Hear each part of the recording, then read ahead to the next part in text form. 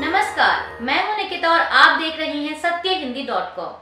चलिए एक नजर डालते हैं अब तक की सुर्खियों पर। आरजेडी ने मंगलवार को झारखंड विधानसभा चुनाव के लिए अपने 6 उम्मीदवारों की लिस्ट जारी कर दी है। लिस्ट के मुताबिक आरजेडी ने देवघर सीट से सुरेश पासवान, कोडरमा से सुभाष यादव, गोड्डा से संजय प्रसाद यादव, चतरा से रश्मि प्रकाश, विश्रामपुर से नरेश प्रसाद सिंह और हुसैनाबाद से संजय कुमार सिंह यादव को टिकट दिया है। आपको बता दें कि आरजेडी इंडिया अलायंस का ही हिस्सा है और गठबंधन में सीट बंटवारे को लेकर आ रही मतभेद की खबरों के बीच यह लिस्ट जारी की गई है। दरअसल झारखंड मुक्ति मोर्चा और कांग्रेस मिलकर राज्य की 81 विधानसभा सीटों में से 70 पर चुनाव लड़ रही हैं और बाकी 11 सीटें अन्य सहयोगी यानी आरजेडी और वाम दल के लिए छोड़ी गई हैं। जबकि आरजेडी का कहना है कि राज्य की 18 से 20 सीटों पर उसकी पकड़ मजबूत है। हालांकि गठबंधन के भीतर लगातार 3 दिनों तक चली बातचीत के बाद पार्टी ने 6 सीटों पर चुनाव लड़ना स्वीकार कर लिया। बताया जा रहा है कि गठबंधन के तहत आरजेडी को एक और सीट मिल सकती है। झारखंड विधानसभा चुनाव के लिए कांग्रेस के 21, आरजेडी के 6 और सीपीआईएम के 3 उम्मीदवारों की लिस्ट जारी होने के बाद अब झारखंड मुक्ति मोर्चा ने भी अपने 35 उम्मीदवारों की पहली लिस्ट जारी कर दी है। आपको बता दें कि ये सभी इंडिया गठबंधन के घटक दल हैं। अब बात करें प्रत्याशियों की तो लिस्ट के अनुसार हेमंत सोरेन खुद बरहेट सीट से चुनाव लड़ेंगे।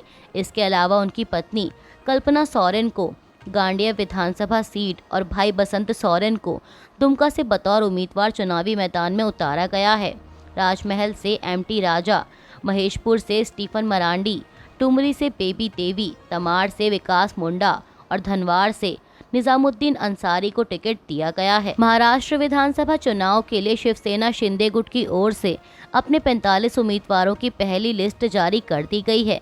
लिस्ट के मुताबिक मुख्यमंत्री एकनाथ शिंदे कोपरी 5 पखाड़ी सीट से मैदान में उतरेंगे। इसके अलावा बुल्ढाना से संजय गायकवाड़, सिल्लोड से अब्दुल सत्तार, छत्रपति संभाजीनगर पश्चिम से संजय शिरसाट, मालेगांव पहाया से दादाजी भूसे, ओवला माचीवाड़ा से प्रताप सरनाइक, परांडा से तानाजी सावंत और सावंतवाड़ी से दीपक केसरकर को टिकट दिया गया है। साथ ही बता दें कि माहिम विधानसभा सीट से सदा सरवणकर को राज ठाकरे के बेटे अमित ठाकरे के खिलाफ मैदान में उतारा गया है। भारत के विदेश सचिव विक्रम मिस्री ने मंगलवार को कहा कि रूस के कजान में प्रधानमंत्री मोदी और चीन के राष्ट्रपति शी जिनपिंग के बीच बुधवार 23 अक्टूबर को द्विपक्षीय मुलाकात होगी।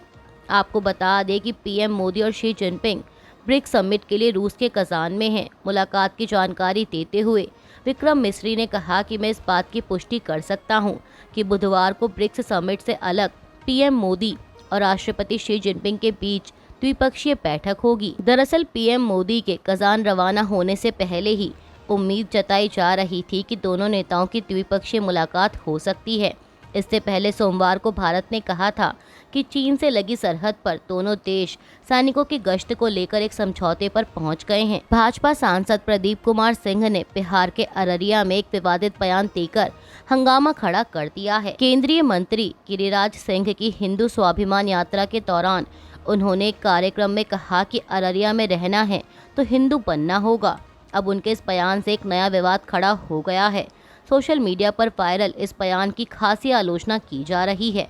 आपको बता दें कि भाजपा सांसद प्रदीप कुमार सिंह ने अपने संबोधन में कहा है कि खुद को हिंदू बोलने में भला कैसी शर्म, हम तो कहते हैं कि अगर अररिया में रहना है तो हिंदू बनना होगा। उन्होंने आगे कहा कि जब बेटा बेटी की शादी करनी हो तब जात पात खोल लीजिए, लेकिन जब हिंदुओं की एकजुटता की बात हो तब पहले हिंदू बनिए, बाद में जाति को ढूंढिए। भाजपा सांसद के विवादित बयान पर प्रतिक्रिया देते हुए आरजेडी नेता तेजस्वी यादव ने कहा कि गिरिराज सिंह जिस तरह से हिंदू स्वाभिमान यात्रा निकाल रहे हैं और भाजपा के अररिया सांसद ने जो बेतुका बयान दिया है वह 2 समुदायों के बीच दरार और दंगा पैदा करने की कोशिश है। आरजेडी हमेशा से सामाजिक न्याय और धर्मनिरपेक्षता की पार्टी रही है। जब भी जरूरत पड़ी है हमने हमेशा त्याग किया है।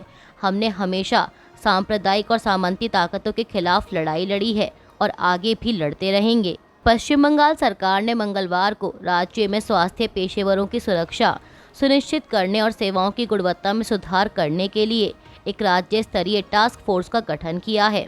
एक अधिसूचना में यह जानकारी दी गई।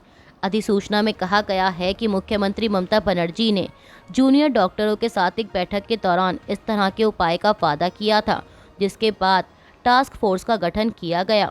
मुख्य सचिव मनोज पंत टास्क फोर्स के अध्यक्ष होंगे, जबकि गृह सचिव नंदिनी चक्रवर्ती, पुलिस महानिदेशक राजीव कुमार, स्वास्थ्य सचिव NS निगम और कोलकाता पुलिस आयुक्त मनोज वर्मा इसका हिस्सा होंगे। दिल्ली में बढ़ते वायु प्रदूषण के बीच पर्यावरण मंत्री गोपाल राय ने मंगलवार को हरियाणा, उत्तर प्रदेश और राजस्थान के परिवहन मंत्रियों को पत्र लिखा है। इसमें उन्होंने कहा है कि वो ये सुनिश्चित करें कि GPR के दूसरे चरण के प्रतिबंधों को देखते हुए उनके राज्यों से कोई भी डीजल बस दिल्ली में नहीं आए। आपको बता दें कि दिल्ली में मंगलवार की सुबह भी अधिकतर जगहों पर हवा की गुणवत्ता बेहद खराब रही। मंगलवार को दिल्ली का AQI 318 रहा, जो कि बेहद खराब की श्रेणी में आता है। अमेरिका के पूर्व राष्ट्रपति और रिपब्लिकन पार्टी के उम्मीदवार डोनाल्ड ट्रंप के चुनाव प्रचार अभियान ने ब्रिटेन की लेबर पार्टी के खिलाफ संघीय चुनाव आयोग में शिकायत दर्ज कराई है। इस शिकायत में समाचार पत्रों की रिपोर्ट का हवाला दिया गया है कि लेबर पार्टी से जुड़े लोग कमला हैरिस के लिए प्रचार करने अमेरिका गए हैं। इसमें लेबर पार्टी पर हैरिस और वॉल्स के चुनाव अभियान की सहायता के लिए अमेरिकी चुनाव में स्पष्ट विदेशी हस्तक्षेप का आरोप लगाया गया है। शिकायत में लेबर पार्टी और कमला हैरिस के प्रचार अभियान के बीच संपर्क के बारे में मीडिया रिपोर्टों का हवाला देते हुए तर्क दिया गया है कि यह अवैध योगदान जैसा है। हालांकि इन आरोपों पर लेबर पार्टी ने कोई आधिकारिक प्रतिक्रिया जारी नहीं की है। कनाडा ने चीन से आयात होने वाले इस्पात और एल्यूमीनियम पर 25% टैक्स लगा दिया है। कनाडा के प्रधानमंत्री जस्टिन ट्रूडो ने चीन पर कारोबार में अनुचित तरीके अपनाने का आरोप लगाया। ट्रूडो ने एक्स पर एक पोस्ट में लिखा कि सस्ते इस्पात और एल्यूमीनियम के साथ अंतर्राष्ट्रीय बाजार में चीन का अत्यधिक प्रभाव है और चीन के अनुचित कारोबारी तरीके ने कनाडा के कामगारों को बड़ा नुकसान पहुंचाया है। हम इसके खिलाफ कदम उठा रहे हैं। आपको बता दें कि इससे पहले अमेरिका के ट्रेजरी सेक्रेटरी जेनेट येलेन ने भी अप्रैल की शुरुआत में अपनी चीन यात्रा के दौरान चीनी अधिकारियों के साथ बातचीत में वैश्विक बाजारों में सस्ते चीनी उत्पादों की भरमार को लेकर चिंता जताई थी। अभी के लिए बस इतना ही। बाकी की खबरों के लिए जुड़े रहिए सत्यहिंदी.com के साथ।